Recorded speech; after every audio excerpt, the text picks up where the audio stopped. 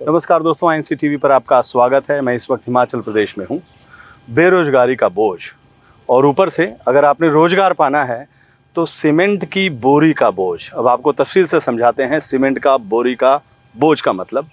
हिमाचल प्रदेश में नौकरियाँ निकली हैं और अगर आपको नौकरी पानी है तो आप सीमेंट की बोरी लीजिए, अपने कंधे पर रखिए, दौड़िए। सही सीमा पर अगर आप दौड़ के जो रेखा है, जो सीमित रेखा, उसको क्रॉस कर लेते हैं तो आपको नौकरी मिलेगी। कमाल की है जयराम ठाकुर सरकार।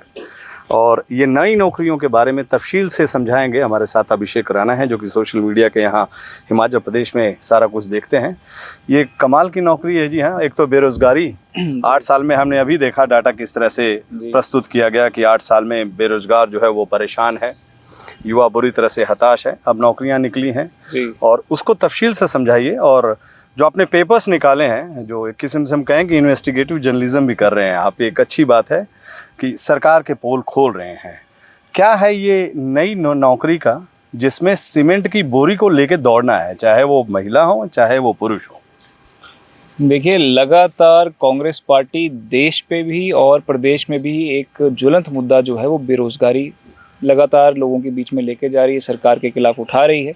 और हिमाचल प्रदेश में एक मांग कांग्रेस लगातार ये उठा रही है कि अगर डबल इंजन की सरकार है तो लंबे समय से फ़ौज की जो भर्तियां जिन्हें रोक दिया गया है, क्योंकि बच्चे युवा जो तैयारी कर रहे हैं उनकी जो उम्र है वो निकलती जा रही है।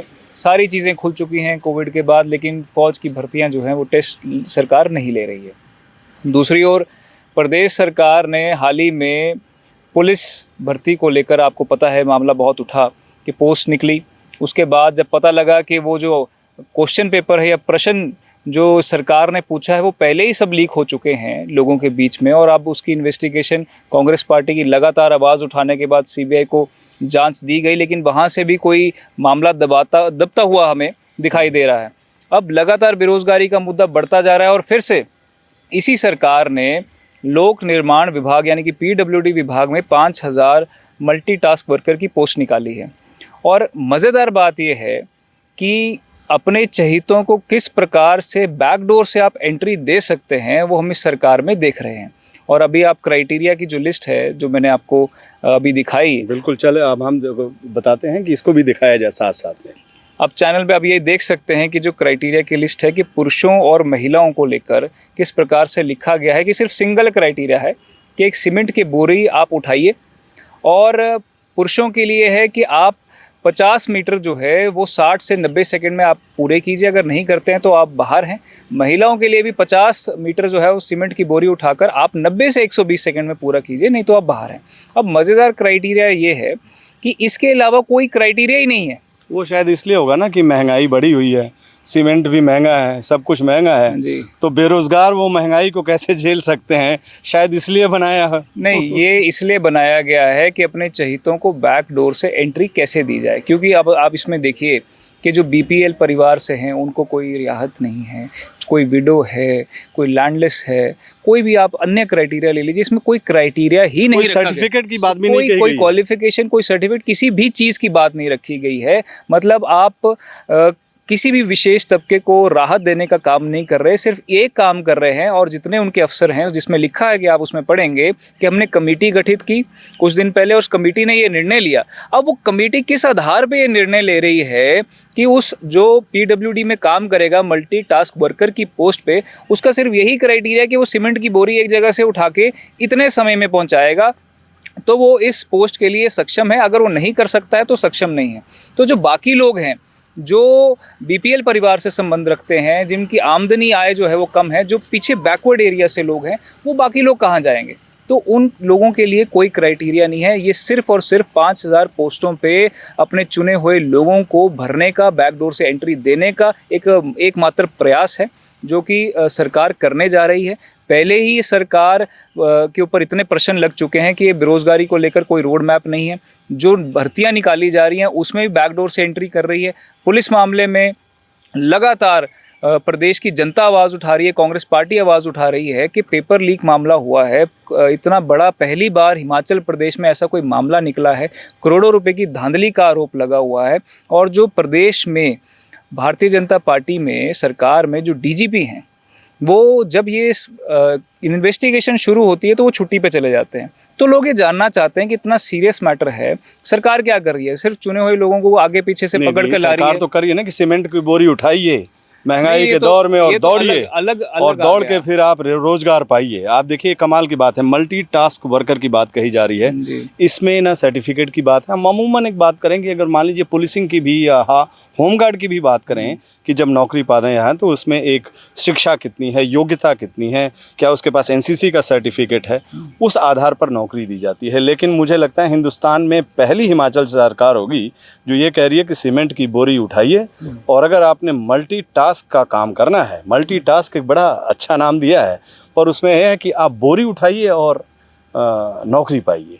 और खास करके इसमें महिलाओं को भी बोला है कि महिलाएं भी जो है सीमेंट की बोरी उठा कर दौड़े चंद सेकंड में। क्या है उसमें क्राइटेरिया? क्या देखिए ऐसा है कि जैसे पुरुषों के लिए लिखा है कि 60 से 90 सेकंड में आपने 50 मीटर कवर करना है। अगर 60 से जैसे ऊपर आप जाएंगे तो 0.06 नंबर जो आपके कटते जाएंगे पर सेकंड के हिसाब से, और 90 से क्रॉस करते हैं तो आप फेल हो जाएंगे। अब सवाल ये खड़ा होता है कि जैसे पुलिस भर्ती में हमने देखा कि सरकार पकड़ी गई, चोरी पकड़ी गई चोर की, कि उन्होंने जो क्वेश्चन पेपर लीक कर दिया और लोगों से लाखों रुपए हेटे नौकरी के नाम पे। अब यहाँ क्वेश्चन पेपर नहीं बना पा रहे, या लग रहा है कि हम अपने लोगों को फिट कैसे करेंगे, इसमें धांधली कैसे करेंगे।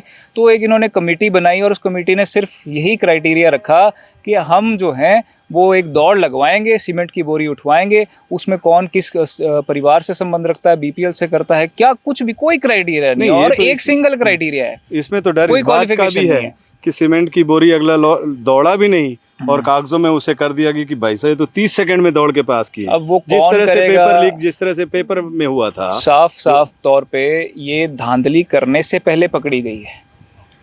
अन्यथा ये होता है कि धांधली कर दी गई है, उसके बाद प्रश्न खड़े होते हैं। यहाँ पे जैसे ही नोटिफिकेशन निकले, क्योंकि सारे प्रदेश की जनता इस समय उसके अंदर रोष है कि भारतीय जनता पार्टी जो भ्रष्टाचार की पार्टी बन गई है इस समय प्रदेश के अंदर, उसको चुनाव में हमने कैसे उखाड़ कर बाहर फेंकना है। और दूसरी ओर भारतीय जनता पार्टी को पता है कि वो सत्ता से बाहर जाने वाली है, इसलिए चुनाव से पहले वो कितनी धांधलियाँ कर सकती है, कितने लोगों को एडजस्ट कर सकती है और इस नौकरी के नाम पर बैकडोर से कितने लोगों को अपने फंसा सकती है, उसकी तैयारी में भारतीय जनता पार्टी लगी है। लेकिन कांग्रेस पार्टी लगातार इन चीज़ों को देख रही है, जनता तक आवाज़ पहुंचा रही है। और अभी कुछ ही चंद दिन पहले ये क्राइटेरिया निकला है, हम इसका विरोध करेंगे क्योंकि सरकार ने निश्चित तौर पे चुनिंदा लोगों को फ़ायदा पहुंचाने के लिए, भ्रष्टाचार करने के लिए और इस चीज़ पे कहीं ना कहीं से अपने जो लोग हैं, पार्टी के लोग हैं या जो लोग उनसे संपर्क में हैं, उनको फ़ायदा पहुंचाने के लिए ऐसे क्राइटेरिया बनाए जा रहे हैं कि जो आम आदमी है, गरीब आदमी है, जिसको नौकरी की आवश्यकता है आज, जिनके लिए क्राइटेरिया बनाए जाते हैं ताकि कोई सिफारिश से व्यक्ति अंदर ना घुस सके, जो फिट बैठता है इन पोस्टों के लिए उनको पोस्टें मिल सके। आज उन लोगों को दरकिनार करके, उनके विश्वास को तोड़ के भारतीय जनता पार्टी ऐसे क्राइटेरिया बना रही है जिसमें हिमाचल प्रदेश नहीं बल्कि हर एक वर्ग हिमाचल प्रदेश में, और आज पूरी देश देख रहा है, दुनिया देख रही है कि जिस सरकार ने कोरोना में जहां पूरी दुनिया की सरकारें राहत देने का काम कर रही थी, एकमात्र हमारी हिमाचल प्रदेश की सरकार थी जो पीपीए घोटाले कर रही उसका अभी तक नहीं पता लगा। घोटालों की लिस्ट लंबी जाती है, कह सकते हैं कि घोटालों की सरकार है। आप कोविड से पहले ले लीजिए, कोविड के बाद ले लीजिए, आप कोई भी मैनेजमेंट ले लीजिए, किसी भी विभाग का नाम ले लीजिए, और कई अन्यथा ऐसे भी विभाग हैं जिनके भी जांच कर रहे हैं कि वहाँ पे भी कुछ ना कुछ घपला हुआ है, लेकिन वो अभी पकड़ा नहीं गया है। बस फर्क इतना है, और इसमें तो अभी घपला होने से पहले ही पकड़ लिया गया है। और उसके लिए आपको बहुत बहुत बधाई, जिस तरह से आपने इसको उजागर किया है। और उम्मीद है कि जयराम ठाकुर सरकार नींद से जागेगी और रोजगार के लिए सीमेंट की बोरियों के बजाय उनके सर्टिफिकेट देखेगी, उनकी योग्यता देखेगी और सही लोगों का चयन करेगी। फिलहाल ये हिमाचल प्रदेश में मुद्दा काफ़ी गर्म हो गया है। इस बुलेटिन में इतना ही। आप देखते रहिए INC TV। नमस्कार।